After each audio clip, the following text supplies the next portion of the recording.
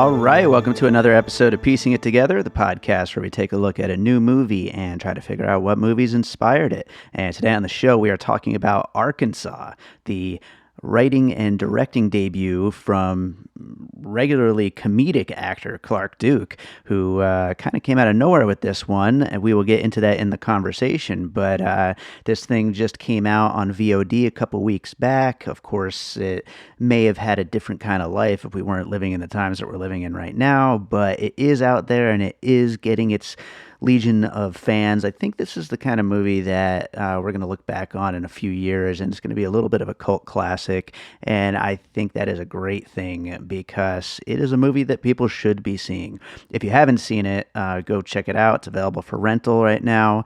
And then listen to this conversation I got coming up with a new co-host on the show. We've got Kate Kennedy. Kate does content on Twitter. I am happy to have her on the show, and we have a great conversation about Arkansas.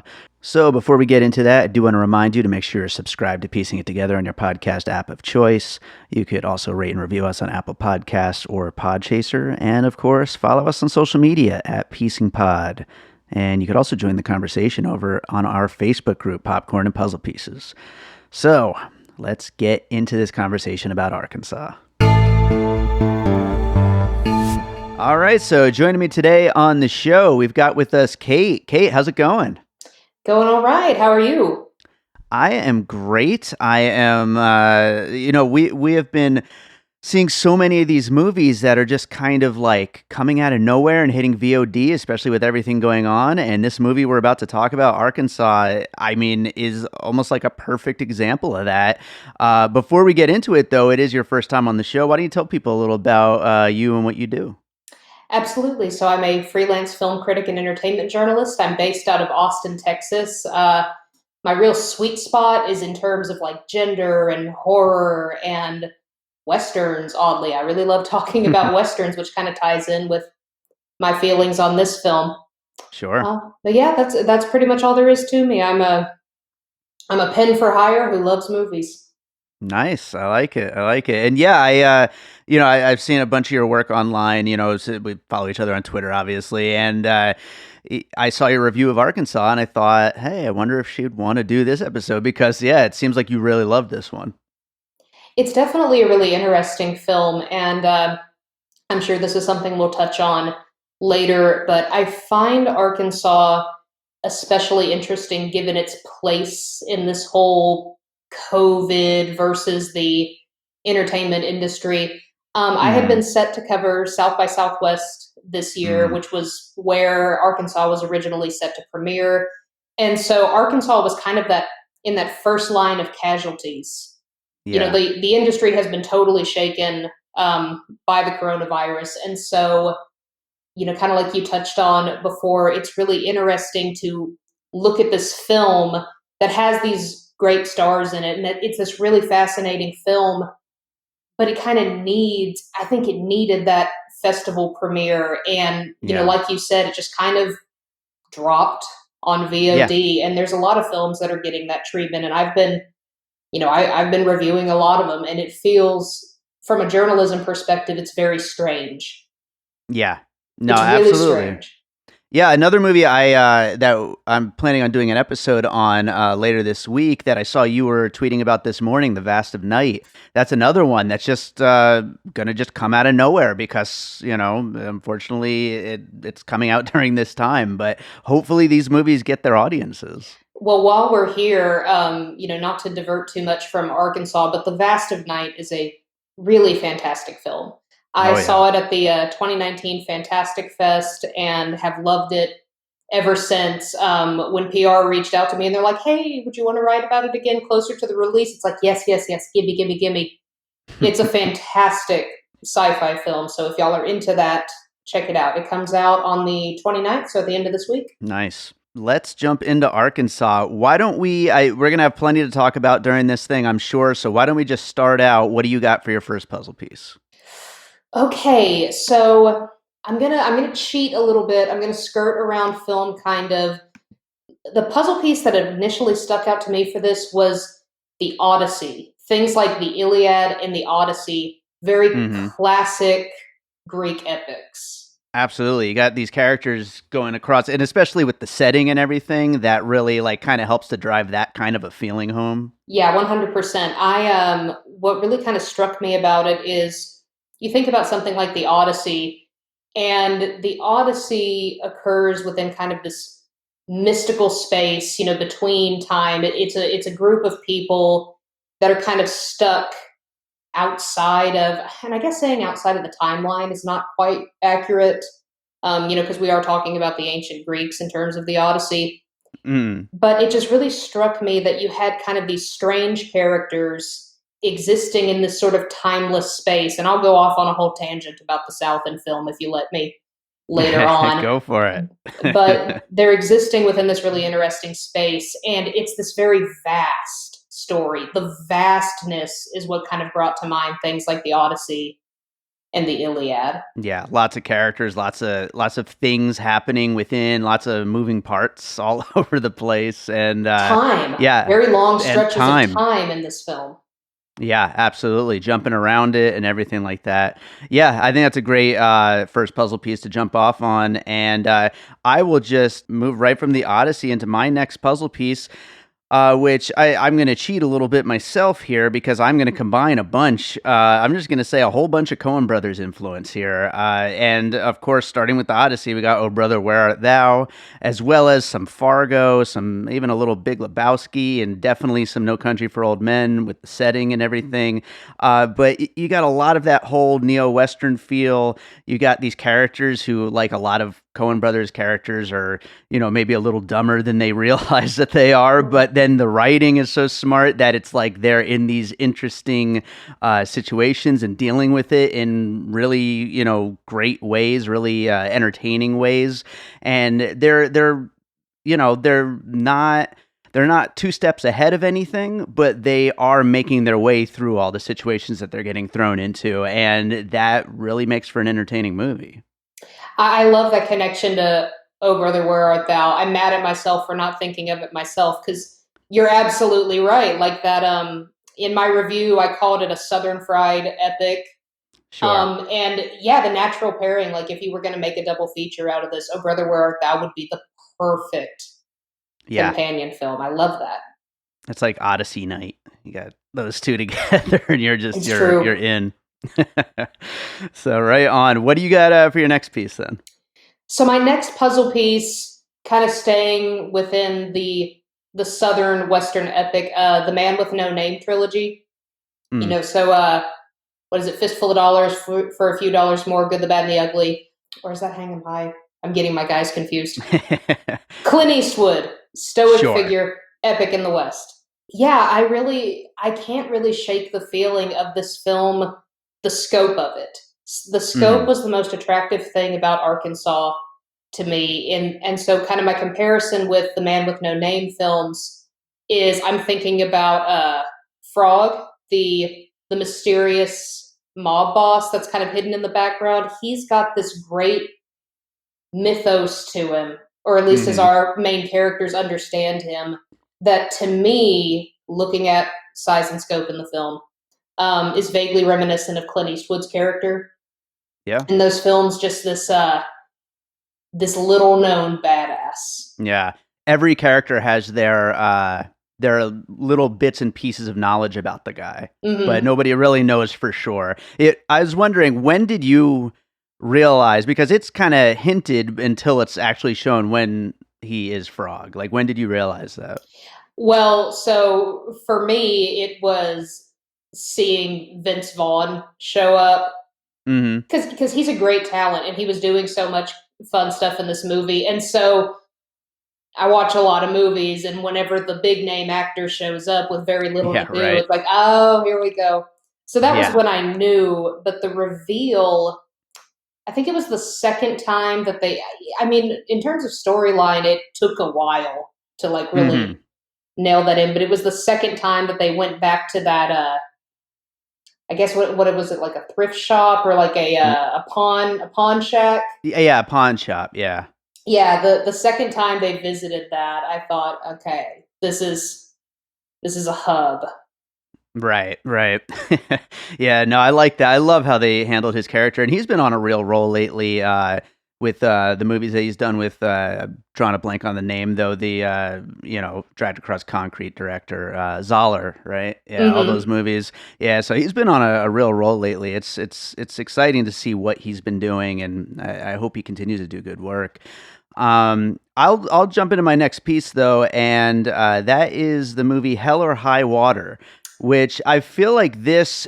Again, we were talking earlier about these movies not getting the push because of what's going on in the world right now. I feel like this could have been like a Hell or High Water, that like kind of little movie that gets that word of mouth buzz and everybody's talking about through the year.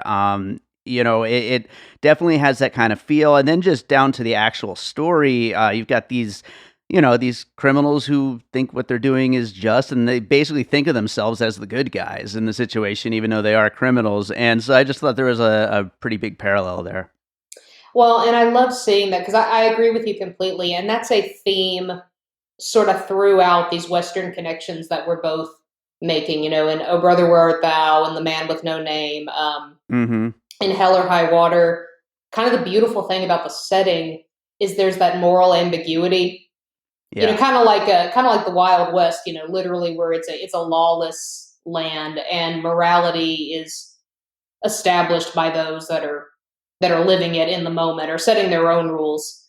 So yeah, I Sure. think that's a beautiful way of summarizing that because it definitely is the case in this movie and any film that kind of ties on that loose morality in the sense that you can be a good person and not do good things. Mm-hmm. Yeah, that all ties in really beautifully. I really loved the characters in this Yeah. film, and the writing was really interesting. My favorite thing about Liam Hemsworth's character Kyle is kind of that lack of ambition in what he does. Like, I love that. He just wants to just be the basic level criminal guy and just do his thing and not really rise up in any kind of ranks. And I appreciate that quite a lot. Yeah, absolutely. And yet, just kind of through circumstances totally beyond his control, I mean, he ends up drawing the Yep. boss's attention in a really bad way. Hmm. He's such a good cog in the machine, it ends up working against him. Exactly. I love that. It's so great. All right. Well, what do you got for your next piece? Pulp Fiction.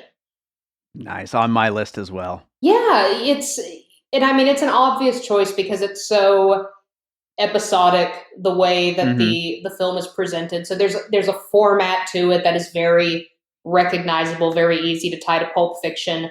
I feel I feel like our leads. There are some parallels between those two, like we were just talking about, low level gangsters Sure. that are Yeah. just a part of the larger machine, and just through the circumstances they get thrown into. I think that Frog and Marcellus Wallace. I think there's kind of an interesting parallel between the two. That was when I was preparing to come on and I was thinking about my puzzle pieces. I actually hadn't initially touched on Pulp Fiction.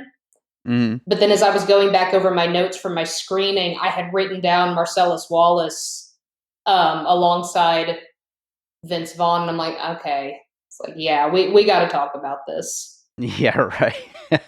Yeah, they definitely come from a similar place. Those kinds of characters, and I think even continuing on the Pulp Fiction piece, I think Clark Duke as a writer director, I think clearly comes from the school of loving Tarantino. You know what I mean? This is Yeah. this is this is the kind of guy who grew up on Tarantino and just thinks this is his movies are probably like, I would say like his Scorsese or whatever. You know what I mean? And for his generation. And so I think it makes a lot of sense on multiple levels, the movie itself and then just him as a filmmaker and what he seems to be interested in. And that is something that, definitely is worth touching on, is just the fact that Clark Duke was around. He's, a great comedic actor. He's popped up in so many things over the years, and now writing and directing this film. Just it's pretty interesting.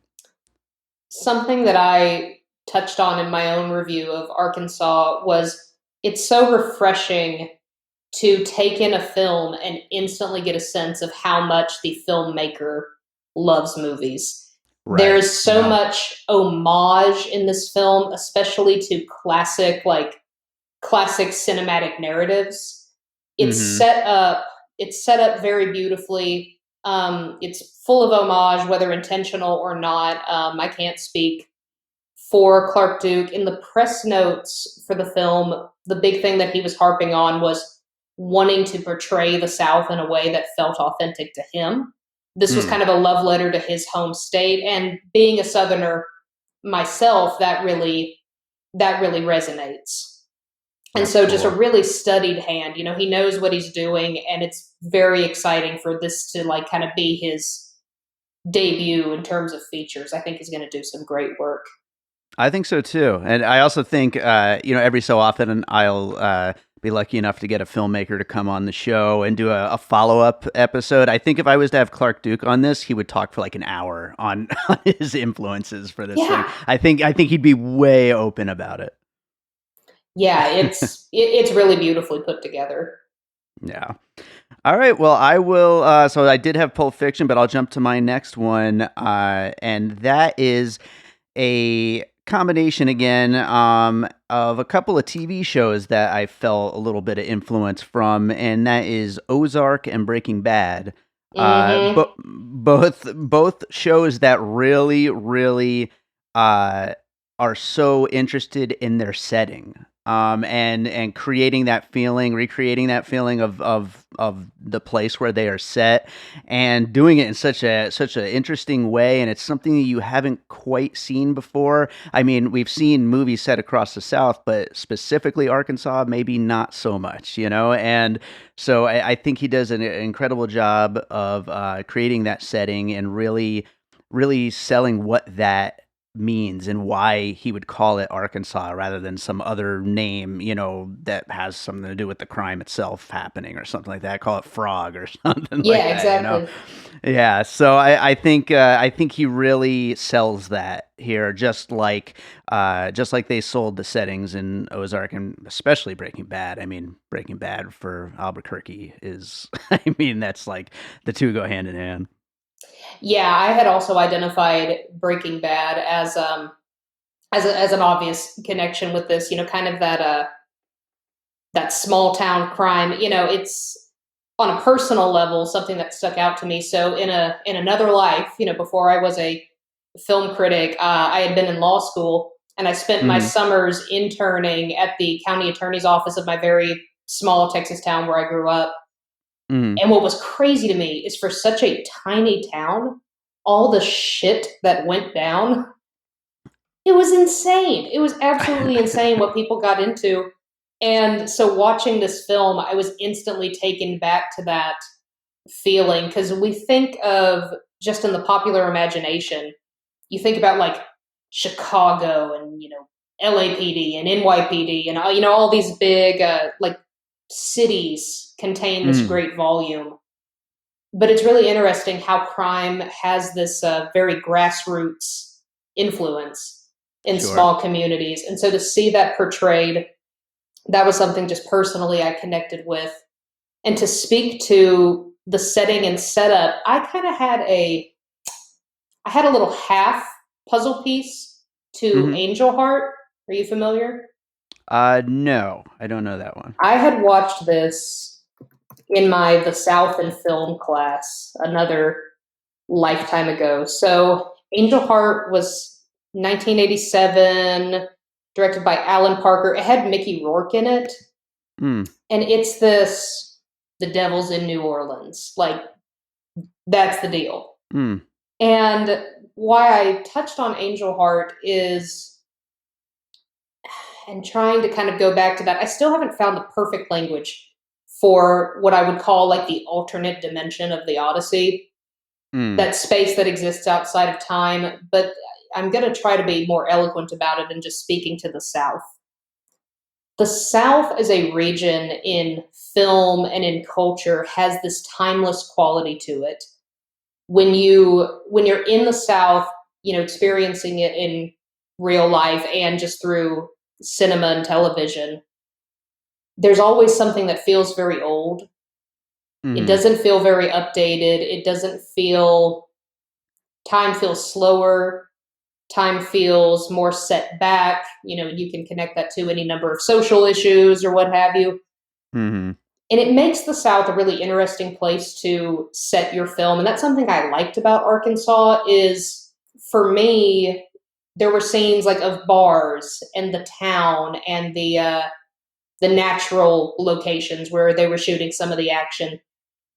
And it was really interesting to me to think that they were in a space that had probably been unchanged in a lot of ways for the past 50 years, and it would probably go on for another 50 years playing the same old songs at the jukebox, that Sure. same old honky tonk vibe. And as a Southerner, that's something that it just resonates. Like, it feels so good to Hmm. watch that. And so for a Southern director to kind of capture that aspect of the South, and not in a big, obvious showboating way.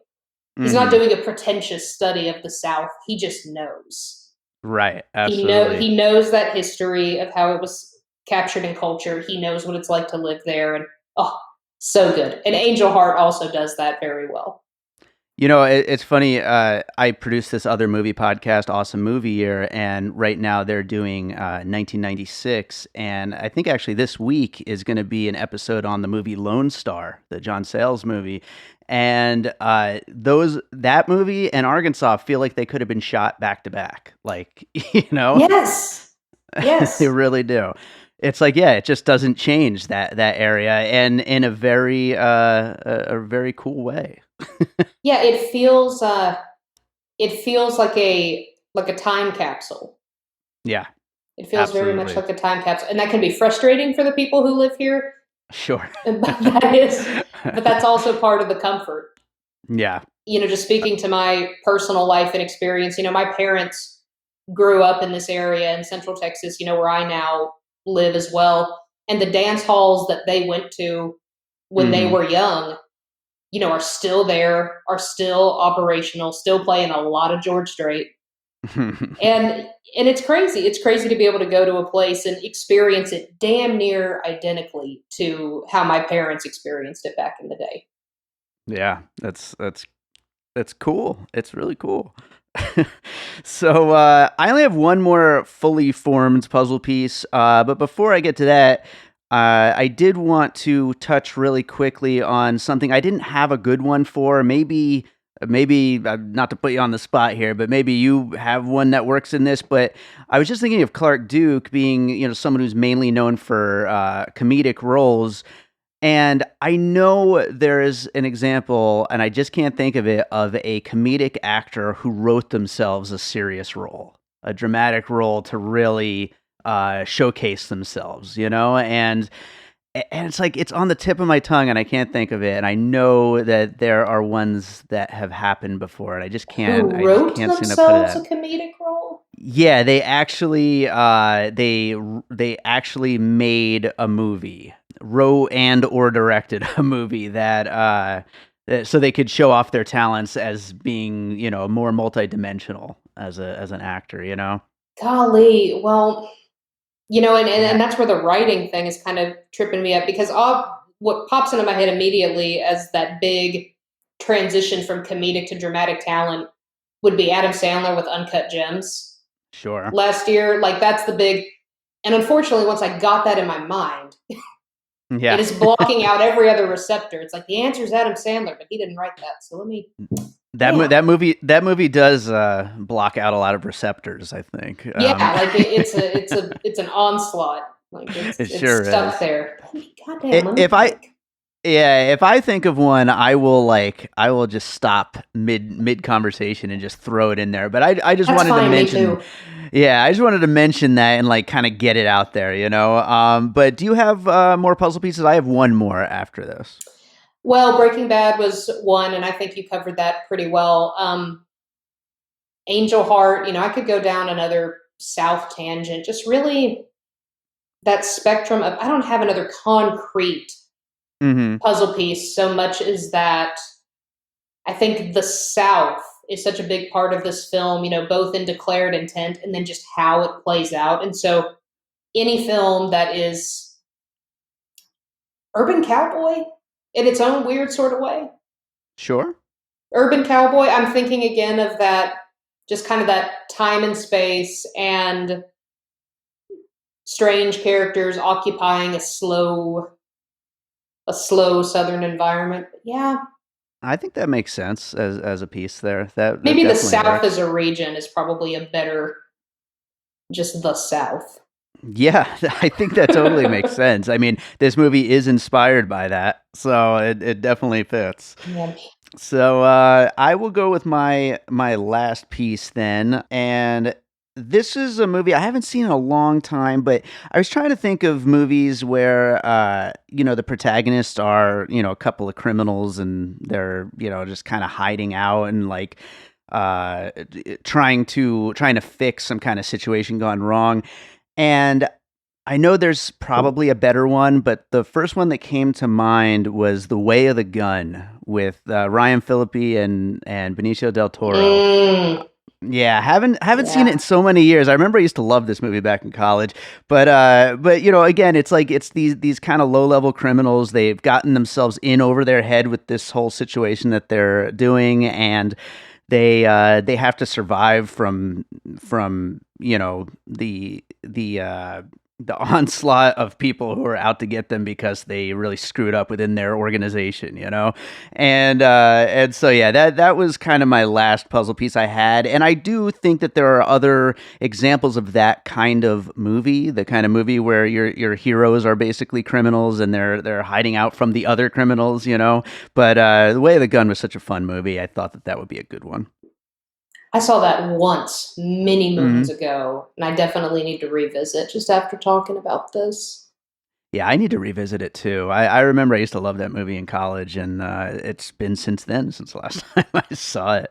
But I will go ahead and do the finished puzzle, and then we can get into any closing thoughts we have about this one.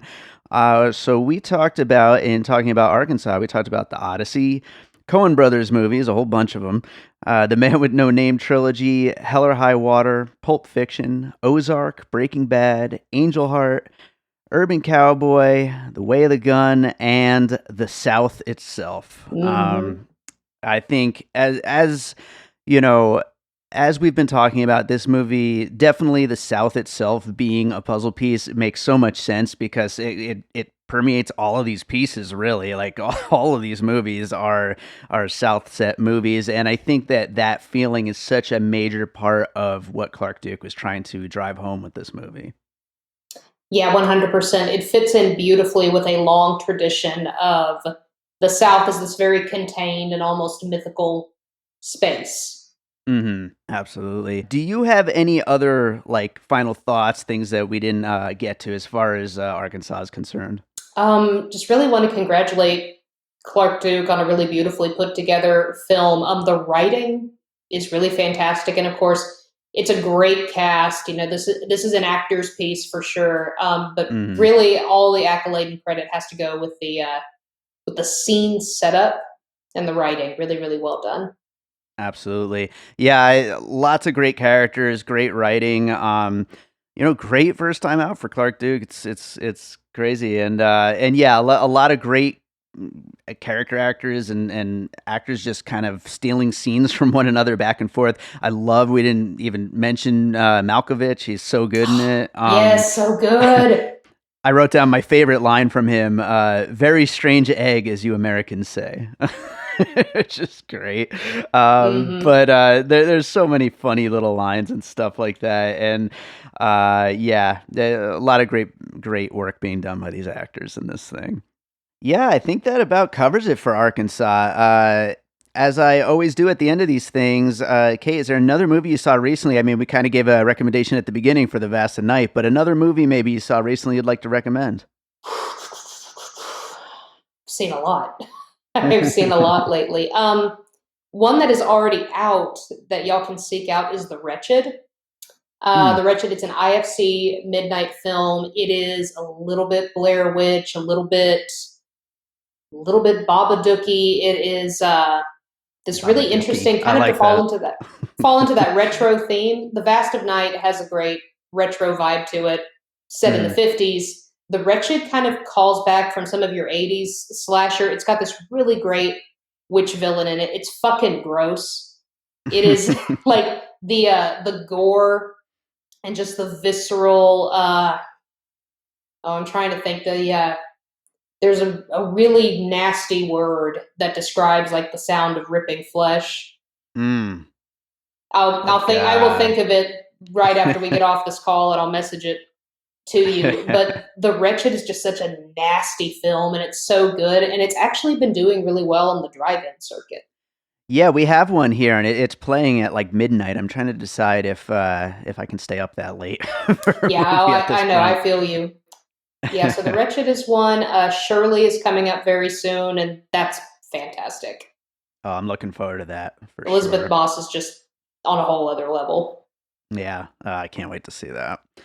Well, right on. Thank you, Kate, so much. This was great. Why don't you tell people again where they could find your work? Absolutely. So the best place to follow me is on Twitter at Kate Does. That's at CaitDoes. As far as what Kate does, she does all kinds of stuff. She does entertainment journalism. She does film criticism. I'm really trying to get back into a good workout regimen now in quarantine, so I tweet a lot about that too. Nice. And then as far as other spots, I have a Facebook page, but nobody gives a shit about that. Caitlin Kennedy Writer at Kate Does Content. That's just another place where I collect my work. That's about it. I'm just on the internet. Good.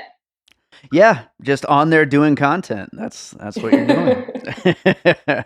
Well, right on. Thank you so much for being here, and hopefully we'll get you back again sometime soon for another movie. Thank you so much for having me on. I had a really great time. Hey, I'm Josh Bell. I'm Jason Harris. Hey, Josh, we're friends in real life, but we're also co-hosts on this new podcast called Awesome Movie Year, where we take a look back at an awesome year for movies and do a deep dive looking at movies including the Best Picture winner, the biggest movie at the box office, future cult classics, and more. Including the biggest flop. And this season, we're doing 1994. You can find us wherever you get your podcasts. That could be Apple Podcasts, Stitcher, or Spotify. We're all over the web as well at Awesome Movie Year on all the socials and awesomemovieyear.com. So please like us, subscribe, and if you do like us, give us a 5-star rating because we love you. All right, so I hope you enjoyed that conversation about Arkansas. Thank you, Kate, for joining me on the show. It's a great time talking to you. And people, if you haven't seen the movie, go check it out. It is definitely something worth seeing. And as always, reminder, make sure you are subscribed to Piecing It Together on your podcast app of choice. You can, of course, rate and review us over on Apple Podcasts or Podchaser. We love hearing what you think of the show. So, leave your reviews. We'd love to hear from you.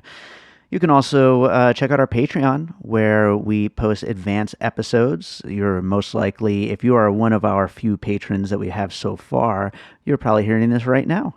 And you're hearing it before this episode went up on the main feed. Or if you're hearing it on the main feed, then this is a week later, and we're doing a little time traveling here as I'm recording this. I'm rambling, people. I really am. Well, why don't I close this thing out with a piece of music, like I always do on the show. What do I got to play for you today? Something with that southern feel to it. Something I've played this one on the show before, but I think it would definitely fit for a movie like this. I'm going to play this track called The Black River. And this was from a free album I put out a few years back called Another Sky. You can get that exclusively on my Bandcamp, although this track, as well as all of the bonus tracks that were on Another Sky and my other free bonus albums, will be combined and compiled into a special bonus album of, I'm going to call it rare and unreleased music. It's not really very rare. You can find it over my Bandcamp, but there will be some special tracks as well added to the whole thing to make a big overall new special album that I am planning on releasing sometime in the near future, because I have a whole bunch of unreleased stuff that isn't going to be on my next regular albums, but I will make room for it on this, along with the tracks from the bonus albums. So it's going to be a cool little compilation of other tracks, let's put it that way. So anyway, that's coming soon. But for now, check out The Black River. You can find the album Another Sky on my Bandcamp, and we'll be back with more Piecing It Together coming out real soon.